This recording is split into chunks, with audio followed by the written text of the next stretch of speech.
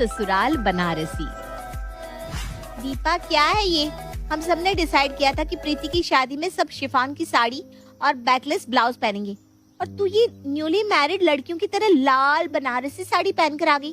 तेरा कोई टेस्ट है या नहीं? देखो, मुझे ना भीड़ का हिस्सा बनने का कोई शौक नहीं है, और बनारसी साड़ी ही तो मेरा टेस्ट है। इनमें जो क्लास और रॉयल फील है ना, वो इन टपोरी बॉलीवुड की शिफॉन साड़ियों में कहाँ। दीपा की बात सुनकर उसकी सारी सहेलियां मुंह टेढ़ा करके वहां से चली जाती हैं। अरे कितनी मुश्किल से तो साड़ी पहनने का मौका मिलता है, और मैं क्या बेवकूफ हूँ जो ऐसे मौके को कोई ऐसी वैसी साड़ी पहनकर गंवा दूं। दीपा के अंदर बनारसी साड़ियों के लिए एक अलग ही किस्म की दीवानगी थी।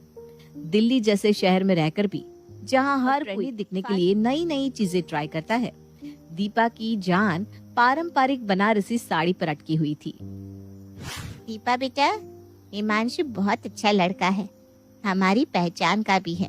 बस तेरी तरफ से हाँ हो तो मैं बात आके चलाऊं। मम्मी, मैंने 10 बार कह दिया है कि मैं शादी करूंगी तो बस बनारस के लड़की के साथ। हाय, बनारसी ससुराल और बनारसी साड़ियाँ, मजा ही आ जाएगा। अरे कभी तो अपने ख्याली पुलाव से बाहर निकल, कुछ समझदारी की बात कर लिया कर बेटा। तूने आज तक बनारस जाकर देखा भी है कि कैसा होता है बनारस और कैसे होते हैं वहाँ के लोग? मैंने सोच लिया है मम्मी, अब आप मेरा इरादा नहीं बदल सकती। मैंने कहा ना कि मुझे शादी करनी है तो सिर्फ बनारस के लड़के से ही करनी है। बेटी दीपा की जिद के आगे उसके मम्मी पापा हार मान चुके थे, इसलिए अब वो दोनों मैट्रिमोनियल साइट से कोई बनारस में रहने वाला लड़का तलाश कर रहे थे। आखिरकार उनकी 6 महीने की मेहनत सफल हुई और उन्हें प्रदीप दीपा के लिए पसंद आया। जल्द ही दोनों की शादी की डेट फिक्स हो गई और दीपा बनारसी साड़ी पहनकर इतराते हुए लाखों सपने अपनी आंखों में छिपाए शादी करके बनारस अपने ससुराल आ गई। शादी के बाद, हे भगवान, ये क्या अनर्थ किया आपने मेरे साथ। जिस बनारसी साड़ी के इश्क में मैं दिल्ली छोड़कर बनारस आ गई, इन बनारसी ससुराल वालों ने तो मुझे शादी में एक भी बनारसी साड़ी नहीं चढ़ाई। इससे बड़ा धोखा और क्या हो सकता है किसी के साथ। अगर ये बात मेरी सहेलियों को पता चल गई ना, तो वो मेरा मजाक बना बनाकर जीना मुश्किल कर देंगी।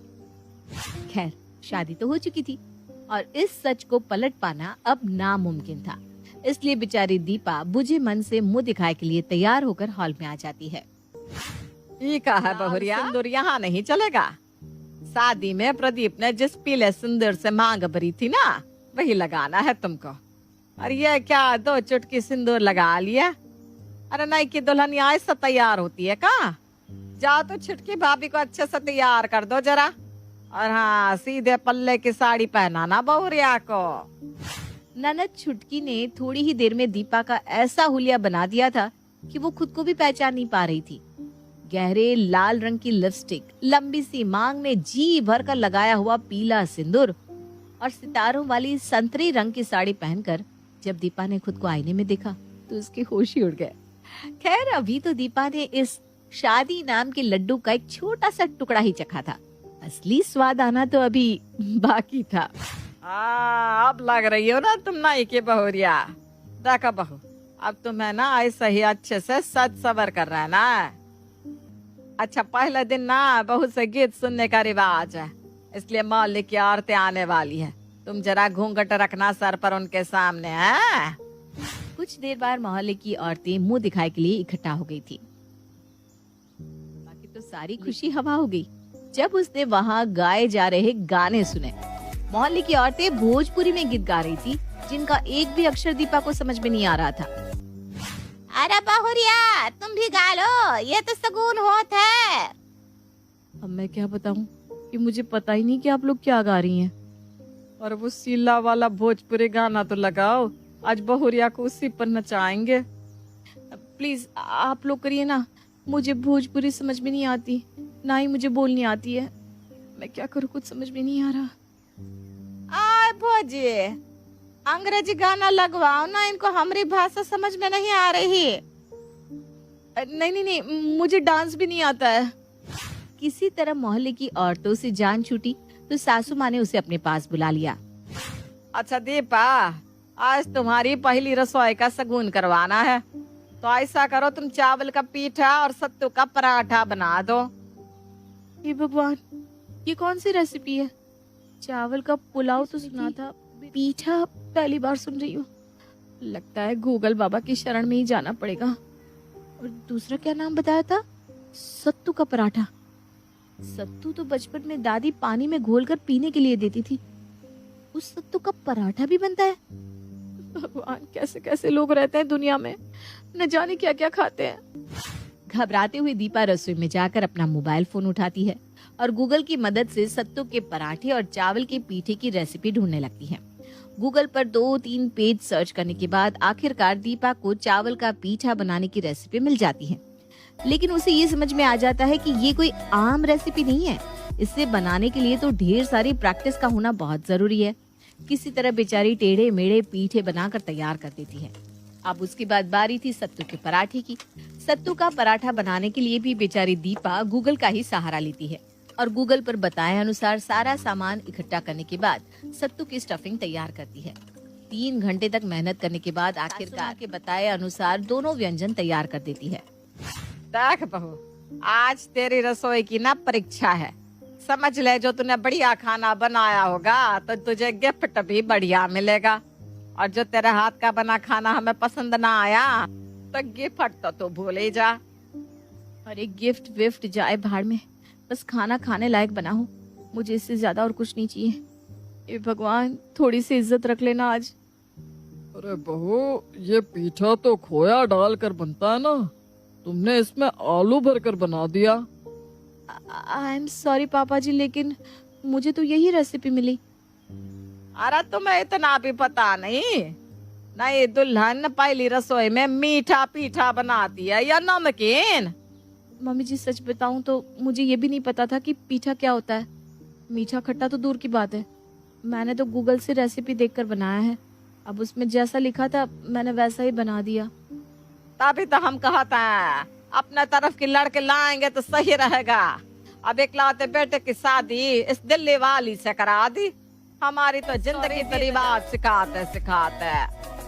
अब नाराज मत होइए ना मम्मी जी, मैं सब कुछ बहुत जल्दी सीख जाऊंगी। दीपा की पहली रसोई का अनुभव बहुत ही बुरा साबित हुआ। दिन भर घर के काम निपटाने के बाद रात को दीपा ने अपनी कॉटन मैक्सी निकाली और चेंज कर लिया। हाय राम, ये क्या पहनी हो? नहीं, दुल्हनिया ये सब नहीं पहनती हमरे यहाँ। अब शादी हो गई है तुम्हारी, रात में भी साड़ी पहन कर ही सोना है। ठीक है मम्मी जी, आगे से नहीं पहनूंगी। अगले दिन एक 6 बजे तक बिस्तर पर सोत रहा तो देखो, सास ससुर के उठने से पहले बेटा बहू को कमरे से बाहर आ जाना चाहिए। ये कोई अच्छी बात थोड़े ना कि घर के बड़े जाग गए हैं और तुम कमरे में घुसी सोई पड़ी हो। लेकिन मम्मी जी, मुझे पता ही नहीं कि आप कितने बजे उठते हैं। देखो, तुम्हारे ससुर जी तो 4 बजे जाग जाते हैं। अब तुम शहर की लड़की हो ना, तभी इतना बातें पूछ रही हो। हमारे गांव की बहू है तो ठंडी हो या गर्मी, सवेरे 4 बजे उठकर नहाती है, धोती है, उसके बाद खाना बनाती है। तुम शहर की लड़कियों को जितना आराम दे दो, तुम लोगों की हालत ऐसी रहती है। ब्याह के 1 महीने के अंदर रविवार के दिन सूर्य देवता की पूजा होती है और प्रसाद में ठेकुआ बनाकर सब जगह बांटा जाता है। चलो ऐसा करो, आज ना ठेकुआ बना लो। क्या ठेका? ठेका नहीं, ठेकुआ। अब ये मत कहना कि तुमने तो उसका नाम भी पहली बार सुना है और तुम्हें बनाना भी नहीं आता। नहीं, आप चिंता मत करिए मम्मी जी, मैं बना लूंगी। जय हो गूगल बाबा। मेरे जैसे अनाड़ियों की तो गृहस्थी ही यूट्यूब से चल रही है। अगर गूगल बाबा ना होते तो पता नहीं मेरा क्या होता। दीपा बड़े जतन से सास को खुश करने के लिए ठेकुआ बना रही थी। घंटों की मेहनत मशक्कत के बाद आखिरकार उसने बनाकर तैयार कर ही दिए। अरे वाह, दिल खुश कर दिया बहू आज तूने। ये ठेकुआ जो भी खाएगा ना, तेरे हाथ की तारीफ किए बिना ना रहेगा। धीरे धीरे समय बीत रहा था। दीपा भी इस परिवार में एडजस्ट होने के लिए बनारस के रीति रिवाज और परंपराएं पूरे मन से सीखने की कोशिश कर रही थी। इसी बीच दीपा को पता चला कि दिवाली के बाद छठ पूजा होगी और इस बार उसे भी छठ का व्रत करना है। मम्मी जी, छठ पूजा के बारे में मैंने बस न्यूज में ही सुना है। हमारे यहाँ तो कोई भी ये व्रत नहीं करता, इसलिए मुझे ना इसके बारे में कुछ नहीं पता। बेटा, पता तो तुझे कुछ भी ना है, खा देंगे। तुम चिंता ना करो, बस जैसा हम बोल रहे हैं तुम करती जाओ। अरे भाई करोगी तभी तो सीखोगी, हमरे बात तुम्हें ही तो सब करना है। आप कहाँ जा रही हैं मम्मी जी? अरे हमरे बाद मतलब अमर होकर तो हम नहीं आए ना, और ना ही भगवान जानत है कि हमारी नई की दुल्हनिया को रीति रिवाज का कुछ अता पता ना है। अब यमराज ऊपर से ले जाने के लिए आ जाए तो उसके पहले पूछताछ तो नहीं करेंगे। हाँ, आप फिक्र मत करिए मम्मी जी, मैं सब कर लूंगी।